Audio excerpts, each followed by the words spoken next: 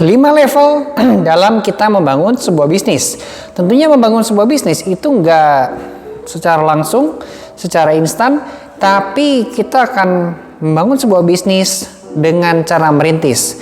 Semua proses itu nggak bisa dilalui dengan dilewati tanpa tahap-tahap ini. Tapi dengan adanya sistem, dengan adanya pengetahuan, dengan adanya mentor, dengan adanya cara-cara yang mungkin sudah kita ketahui sebelumnya, maka proses itu bisa dipercepat meskipun kondisi bisnisnya lagi dalam keadaan merintis.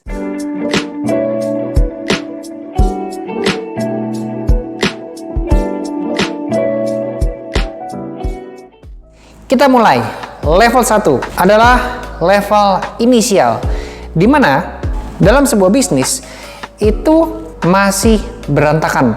Oke, jadi bisnis itu masih berantakan, masih kacau, semuanya tergantung manusia. Jadi kalau leadernya nggak ada, bosnya nggak ada, maka bisnisnya berhenti.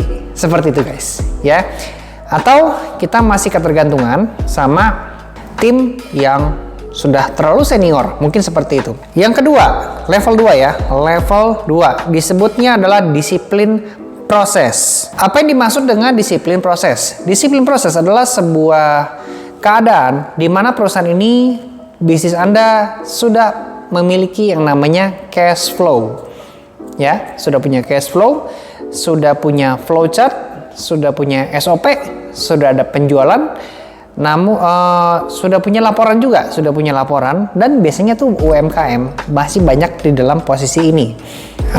Meskipun terlihat sudah mulai rapi ya teman-teman ya, tapi kondisi perusahaannya masih agak berantakan. Oke, jadi masih perlu dalam pengawasan, controlling yang cukup ketat yang untuk membuat si perusahaannya bisa berjalan secara konsisten.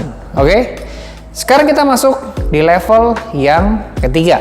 Di level ketiga itu kita sudah mulai masuk keadaan dalam yang namanya standarisasi kerja. Oke, jadi penyusunan SOP, standarisasi kerja itu sudah mulai terbentuk ya, sudah mulai konsisten. Namun kalau di level 2 itu kan masih berantakan. Kalau sekarang semua kondisi akan diidentifikasi menggunakan data. Data itu bisa kita dapatkan dari program, dari proses yang ada dalam sebuah perusahaan. Di level keempat itu kita sudah punya SOP yang rapi.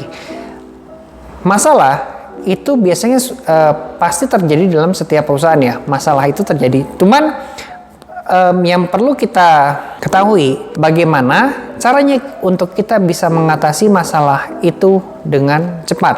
Nah, di level yang keempat ini, kondisi perusahaan yang sudah memiliki SOP dan muncul sebuah masalah, kita bisa men-tracking prosesnya. Kita bisa lihat dulu kayak semacam jurnal gitu kan ya, semacam dokumen SOP-nya, hasil akhirnya ada masalah. Mari kita tracking satu persatu apa penyebab masalah ini. Di level yang kelima, bisnis sudah memiliki manajemen yang stabil, sudah bisa berinovasi, dan sudah menerapkan sebuah prinsip yang namanya Kaizen.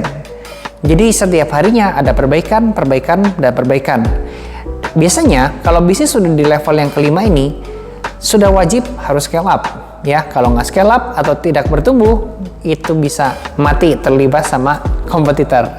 So, buat teman-teman semua yang suka dengan channel seputar bisnis, trading, investasi, teman-teman boleh subscribe channel Copy Trade dan kita akan ketemu lagi di video berikutnya. Oke?